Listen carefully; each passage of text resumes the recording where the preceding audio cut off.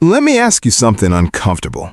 Right now, today, your financial advisor is sitting in a climate-controlled office collecting a management fee on your money and quietly praying the market does the work they are being paid to do.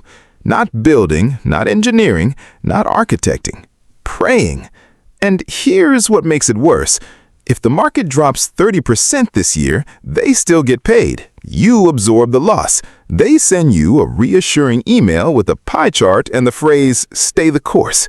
You are handing someone a fee every single year to follow a playbook written before the internet existed, before AI disrupted entire industries overnight, and before inflation silently began eating your gains from the inside out. You are not building wealth. You are parked, and someone is charging you rent while your car sits in neutral. This video is your wake-up call, not to panic, but to move. My name is Dr. Ben, and in the next 25 minutes, I'm going to show you 3 things that most wealth channels are either too afraid or too financially compromised to say out loud. 1. Why the traditional financial advisory model is structurally designed to keep you comfortable enough never to ask questions, but never wealthy enough to stop needing them. 2. What the top 1% are actually doing with their capital in 2026 that your advisor has never once mentioned in any quarterly review. And 3. The exact 3 questions you can ask your financial advisor this week that will reveal immediately whether they are building your future or managing their career. I want to be direct with you. I am not here to sell you a course. I am not collecting a referral fee for some platform I will mention at the end. I have built real wealth for myself and helped others do the same by doing one thing differently than every advisor I have ever fired. I treat money like an architect treats a building. Every dollar has a load-bearing job. Every asset has a structural function. You do not pile bricks and hope gravity cooperates. You engineer the outcome before a single brick is placed. That's the difference between passive saving and active wealth architecture. And once you see it, you cannot unsee it. If you have been nodding through quarterly reviews that leave you feeling vaguely reassured but no more informed, stay with me. This is the conversation nobody is having, and you needed to hear it yesterday. Before we go deep, I need to establish something. If you're new here, you might think this is just another contrarian channel trying to get views by trashing financial advisors. That's not what this is. This channel exists because I believe one thing above everything else, and I will say it clearly so you know exactly where I stand. Financial literacy without financial courage is useless. You can read every book about compound interest. You can watch every video about index funds and diversification. You can sit through every quarterly review and nod at every pie chart and still end up financially stuck at 62. Because knowledge without a decision-making system is just expensive trivia. The people I have watched build real, lasting, multi-generational wealth do not have more information than you. What they have is a completely different relationship with money. They don't see money as something to protect. They see it as something to deploy. That cognitive shift from protection mindset to deployment mindset is the single most important mental upgrade you could make in 2026. Here's the psychology underneath what we're unpacking today. The financial industry is not designed to make you wealthy. I know that sounds provocative. I want you to hold it not as an accusation, but as a design observation. The industry is built to manage risk at scale. It's risk. Your risk is your problem. Your fees are their revenue. Your patience is their business model. They've had one core message since the 1970s. Don't touch it. Don't move it. Wait 30 years, trust us.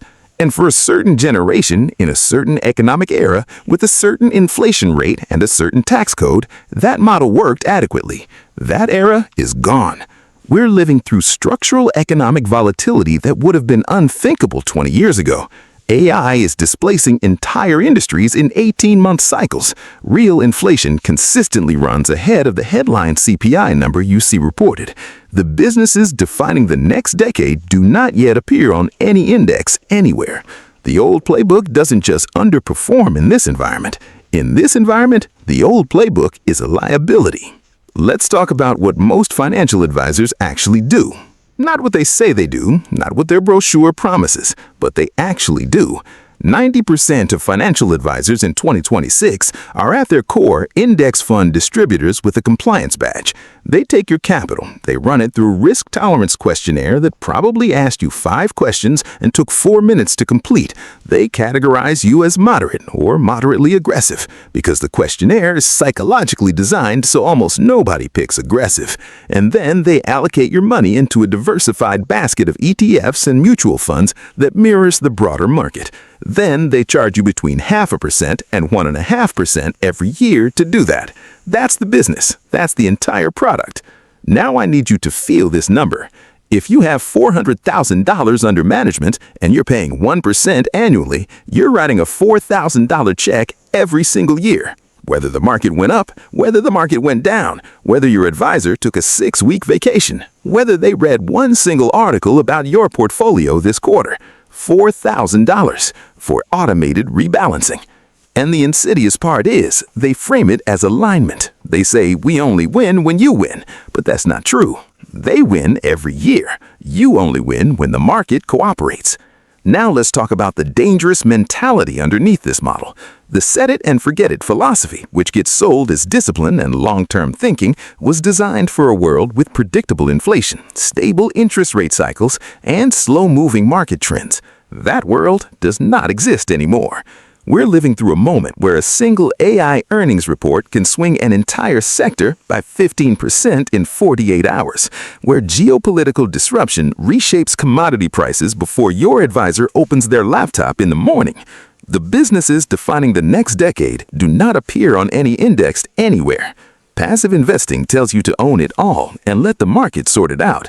Active wealth architecture says be strategic about what you own, why you own it, and what specific job it's doing in your overall financial system.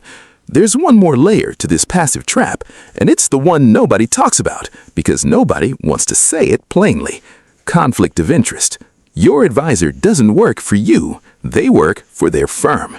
And that firm has compliance requirements, shelf space agreements with specific fund families, and quarterly metrics that have nothing to do with your individual net worth.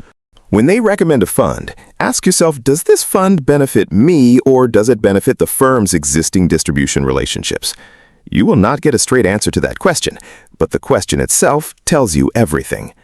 Coming up, I'm going to show you exactly what the top 1% are doing instead, and it has nothing to do with getting lucky or having a different risk tolerance. It has to do with having a different framework. Let me dismantle something you have probably been told is sacred. The 60-40 portfolio. 60% equities, 40% bonds. This allocation has been sold as the gold standard of balanced investing for decades. Business schools teach it. Most advisors default to it for any client over 40.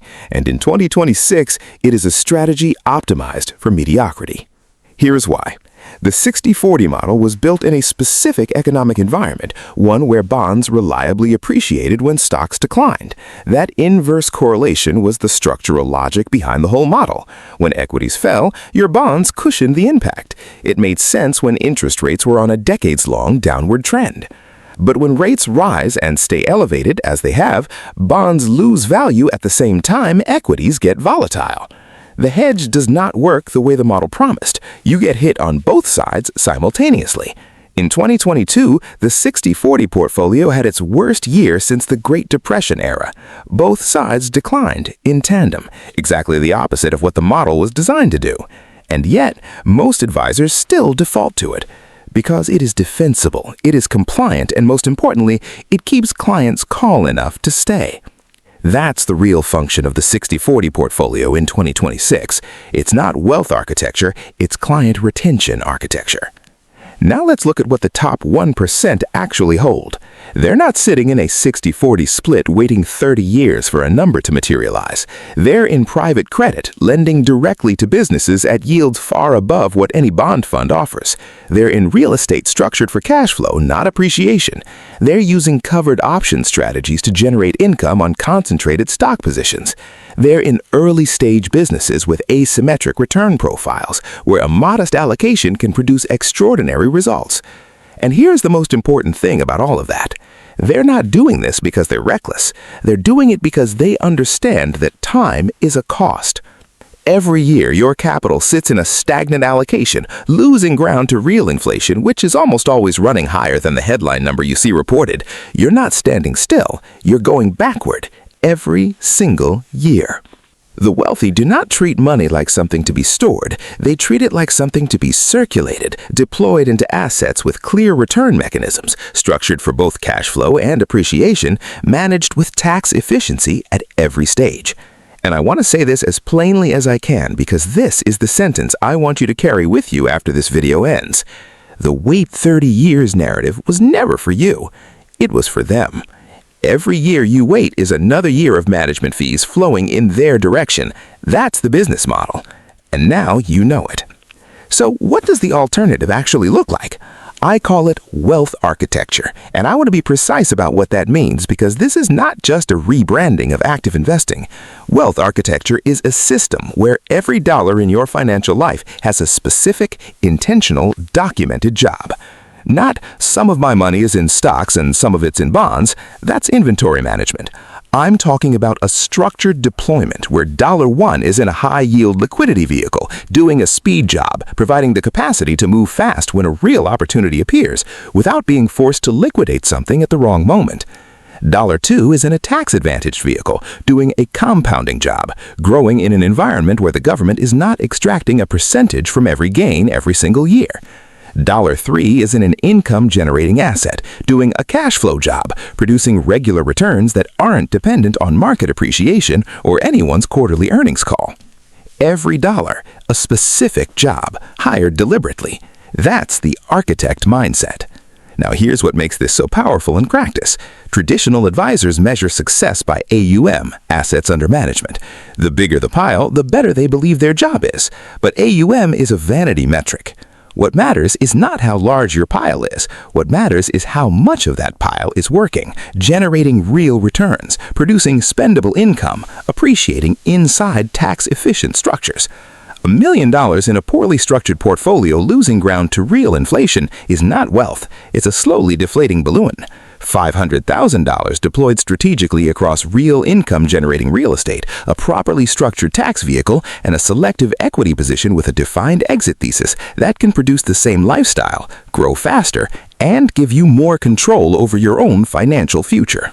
The architect also treats tax efficiency as a first principle, not an April afterthought. Most advisors think about taxes once a year at filing time. Architects think about taxes structurally. How is this asset taxed on entry? How is it taxed during growth? And how is it taxed at exit? Is there a vehicle or structure that improves any of those three outcomes? The difference between a 20% tax drag on a portfolio compounding over 15 years is not a rounding error. It can be the difference between reaching your number and falling short by a decade. The reactive follower advisor is always looking in the rearview mirror. What did the market do last quarter? Let's rebalance to where it's been. The architect is looking through the windshield. Where are the structural tailwinds building over the next 3 to 5 years? How do we position ahead of them? What is the asymmetric opportunity the crowd hasn't discovered yet? That's the shift. From management to architecture, from reactive to proactive, from following to building. Here it is, what I promised you at the top. 3 questions. Ask these in your next advisor meeting, and pay attention not just to the answers but to the reaction when the question lands. Question 1. What is your specific thesis on where inflation and interest rates are heading in the next 18 months, and how has that thesis changed our allocation in the past 6 months? A follower will give you vague language about monitoring the situation and staying diversified. They may invoke the Fed. They will not give you a specific defensible thesis. An architect gives you a direct, opinionated answer and names the specific allocations they've already made based on that view. Question 2. Can you show me the after-fee, after-tax, after-inflation real return on my portfolio for the last 3 years? Most advisors will show you the nominal return. That's the headline number before their fees are removed, before tax drag, before inflation eroded your purchasing power. Real return is what matters. Real return is what you can actually spend. If they hesitate, deflect, or tell you it is complicated to calculate, that hesitation is your answer. Question 3. What alternative asset classes are you currently considering for clients in my situation, and why? If they describe index funds as alternatives, end the meeting politely. A wealth architect will name private credit, Real assets, sector-specific structures, or option strategies with a defined return profile. They will have a position. They will defend it. Here is the meta insight underneath all three questions. These are not gotcha questions. They're not designed to embarrass anyone. They are simply questions that any professional managing your money should be able to answer immediately and with confidence. The fact that most cannot is not a reflection of your advisor's intelligence. It is a reflection of the system they were trained inside, a system optimized for scale, compliance, and client retention, not for your individual wealth velocity. If your advisor cannot answer those three questions, you are not paying for advice. You are paying for access to a very expensive, very well-branded filing cabinet. Let us say you've done it. You had the meeting, you asked the questions, and the answers confirmed what you already suspected. How do you actually make this move without triggering a tax disaster, without the administrative chaos, without losing momentum the moment you try to act? Here's the framework. Step 1. Inventory before you exit. Before you transfer a single dollar, get a complete accounting of every position, its cost basis, and its embedded gain or loss. This is not about delaying the move. It is about making the move intelligently. Some positions may be worth holding through the transition to avoid triggering a large, unnecessary taxable event. Others may carry a loss position you can harvest to offset gains elsewhere. Know your full position before you touch anything. Step 2. Find your architect before you leave. Do not exit without somewhere genuinely better to go. The goal is not to fire your advisor and park in cash. The goal is to identify a wealth architect, someone whose compensation is aligned with your performance, whose alternative asset exposure is real and documented, and whose approach to tax efficiency is structural, not seasonal. Ask them three things. How do you get paid? What was your average client's real return last year? Can I speak with two existing clients who transitioned from a traditional advisory relationship? If they cannot answer all three, keep looking. Step 3. Move deliberately, not emotionally. This is not a revenge trade. It is a strategic transition. Move in stages if needed to manage tax exposure.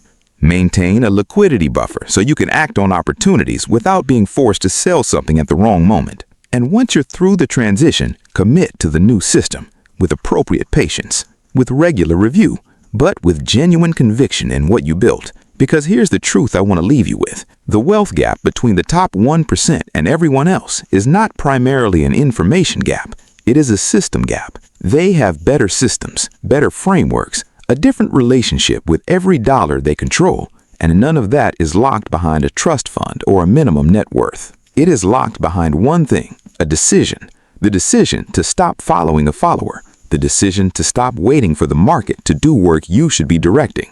The decision to take the driver's seat of your own financial life. That seat has been empty. It belongs to you. Sit down. If this landed differently than the last financial video you watched, that's intentional. I build this channel for one type of person, someone who's done consuming comfortable content and ready to start constructing something real. If you want to go deeper on wealth architecture, the specific alternative assets, the exact tax vehicles, and the portfolio structures I look at when building a high-velocity financial system, subscribe now and turn on notifications. The next video goes into specifics that most channels will never touch. Drop architect in the comments if you've already asked your advisor one of these questions this week, or if you're going to. I read every single one, and send this to someone you know who's been sitting in the same portfolio for 5 years, nodding through quarterly reviews, wondering why the number isn't moving fast enough. They need to hear this, and so did you.